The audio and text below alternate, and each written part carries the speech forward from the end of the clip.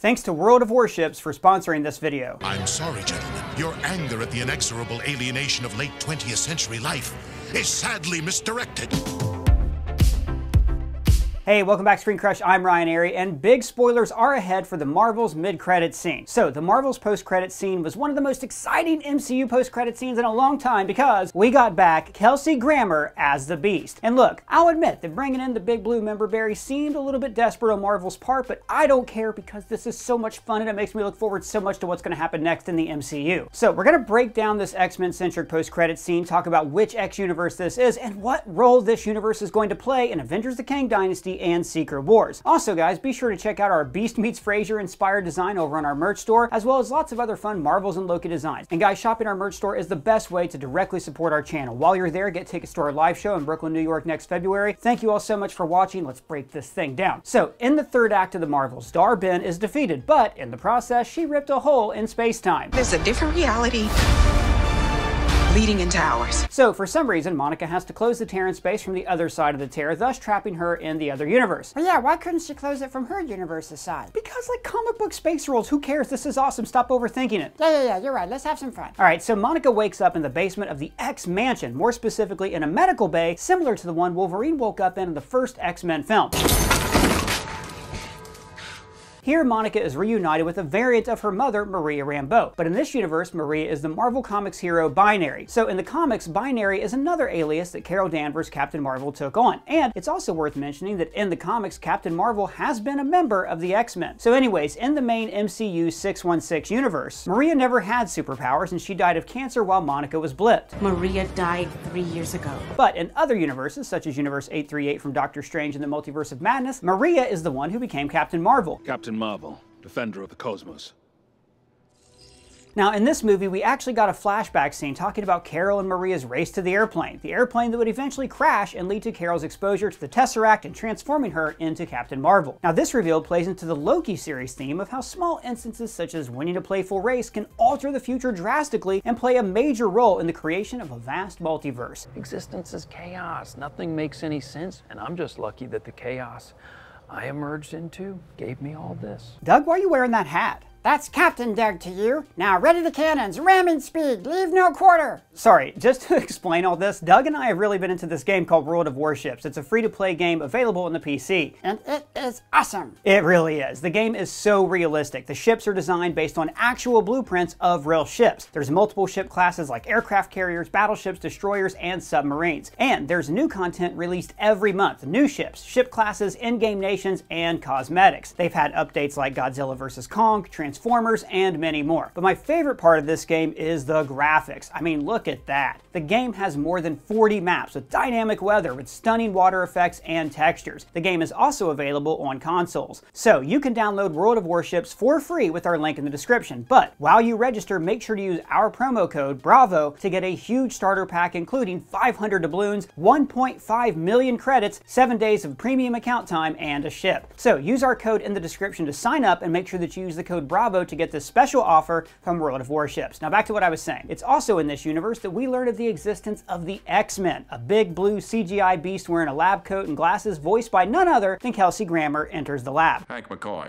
Secretary of Mutant Affairs. Right. Now, Grammer, of course, played Beast in X-Men The Last Stand and in X-Men Days of the Future Past. Now, this isn't the first time we have met X-Men in the MCU multiverse. In Multiverse of Madness, we met Professor Charles Xavier as a member of that universe's Illuminati. Our final member, Professor Charles Xavier. It's also in Universe 838 that we met our first Maria Rambeau Captain Marvel variant. Now, in this new universe that Monica has found herself in, we hear Beast mention that Charles wants an update. Charles, of course, being Professor Charles Xavier. Oh, okay, is this Universe 838? Well, it's got similarities to 838. They've got a Professor Xavier, a superpowered Maria Rambeau, and a Beast who looks just like his animated series counterpart. Now, I mentioned Beast looking the same as his animated counterpart because in Universe 838, Professor X also looked identical to his animated self. He had the same yellow floating chair, the same green suit, and the same striped tie. Now, I actually do have a really big theory regarding the X-Men animated series and the upcoming X-Men 97 series that I want to talk about, but we'll get to that in just a bit. Now, another reason it would make sense for this universe to be Universe 838 is because in Multiverse of Madness, we got a post-credits scene revealing that Doctor Strange had caused an incursion.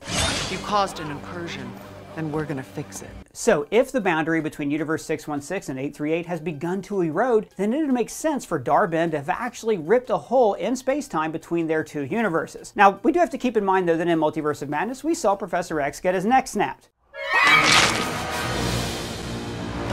Now, granted, we've seen Professor X get killed a time or two and then come back, so maybe we'll see him resurrected again. Yes, well, I'd rather doubt that. We also saw Maria's Captain Marvel get seemingly killed. Now, her death is a little easier to get around. You could easily say that she survived the impact. But Professor X's neck looked pretty damn snapped to me, so I don't know how you retcon that. He's dead. That's the idea, is it? We also need to point out that Beast and Monica's being there should be impossible. That's impossible! If this Beast were from Universe 838, he would know all about the multiverse and know that traveling between them is not possible. 838 Christine Palmer told Doctor Strange that they were very aware of the multiverse and had a number designation for other universes. Our universe is 838, and we've designated yours 616. So, having said all that, I think that while this universe has similarities to 838, we can safely assume that these are two separate universes, which is kind of disappointing because I think it would have been much better from a story perspective for there to be one variant universe that we focus on, a variant universe that is built up as the other universe that 616 will collide with and perhaps even go to war with. I also think that we can safely assume that this new universe isn't any of the Fox X-Men universes we've already seen, despite some similarities with this big silver X door and the voice of Kelsey Grammer. Okay, so which X universe do you think this is? Well, I think it's possible, perhaps even likely, that this universe is none other than... That's right. I think the universe of the X-Men animated series and the upcoming X-Men 97 could be the universe that Monica has found herself on. This variant of Hank McCoy's Beast looks identical to the Beast from the animated series, from his physical build and hairstyle to the glasses and white lab coat. Perhaps you self-appointed social engineers don't realize the crucial role mutation plays in species evolution. So this makes me wonder if X-Men 97 will be more than a nostalgia sequel to the original animated series, but an animated series that is canon to the multiverse saga. The MCU isn't really known for making non-canon shows, even if they're animated. Take What If, for example. At humanity's darkest hour, a skinny kid from Brooklyn became Captain America. And guys, if this universe turns out to be the X-Men animated series universe, that opens the door to so many cool possibilities. That universe would canonically include Spider-Man the animated series, Avengers United They Stand, Iron Man, Incredible Hulk, the Fantastic Four, Doctor Doom, and so many more. That is literally the coolest sentence anyone has ever said. This could also mean that the Wolverine we're getting in Deadpool 3 is also from this same universe. In set images for Deadpool 3, we see Wolverine wearing his classic yellow costume that he wore in the animated series. Turkey. And look, while this post-credit scene may have felt a little shoehorned, we have to remember that the Marvels had an X-Men connection prior to this post-credit scene. In WandaVision, we saw Monica share scenes with the mutant speedster himself, Quicksilver. You're Ralph Boner? Boner. Okay, it turned out that it was just Ralph Boner, but we can learn that Ralph was chosen to fill in as Wanda's brother because he is a variant of that Fox's X-Men's Quicksilver. Yeah, big stretch, buddy. Aw, come on, imagine if we get to see Monica meet the other X-Men, then when Quicksilver walks in, Monica says, Ralph? Ralph Boner? And at first everybody's confused, but then Monica explains what she's talking about and how she recognizes him from her universe. And maybe we could even see this universe's Wanda Maximoff as a part of the X-Men team. Universe 616's Wanda was able to connect with a variant version of herself throughout the multiverse, and that is what inspired her home and her children. They existed elsewhere. So maybe our Wanda also tapped into a universe where this guy is actually her brother, Quicksilver. Long lost bro, get to squeeze his stinking sister to death or what? And then there's Kamala Khan, who at the end of her series was revealed to be a mutant. Kamala, there's something different in your genes, like a mutation. And as you heard, they even play the 90s X-Men theme upon this reveal. The same theme we heard when 838's Professor X arrived in Multiverse of Madness.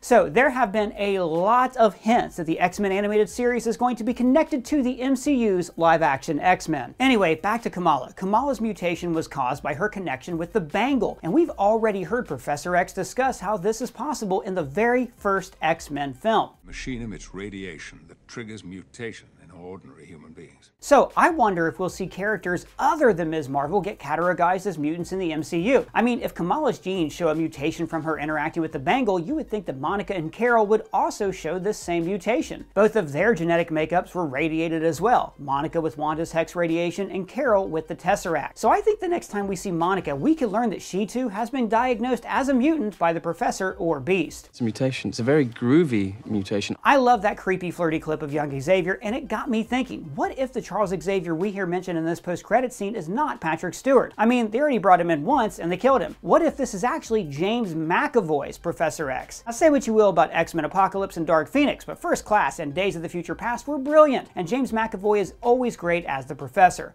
Oh, I'm not the man I was. I open my mind, and it almost overwhelms me. And don't get me wrong, I love Patrick Stewart, but he's getting up there in age, so I'd be totally down for instead bringing in McAvoy. He has proven that he can play the role, and there is still a sense of nostalgia and familiarity with that era of the X-Men films. It would also make sense for it to be McAvoy if this is supposed to be a late 90s X-Men. McAvoy's last portrayal of the Professor was in Dark Phoenix, which took place in the 90s. And if they bring in McAvoy's Professor X, that means we could also get Michael Fassbender back as Magneto, Ty Sheridan back as Cyclops, Evan Peters back as Quicksilver, like I mentioned earlier. And Jennifer Lawrence back as Mystique? I seriously doubt it.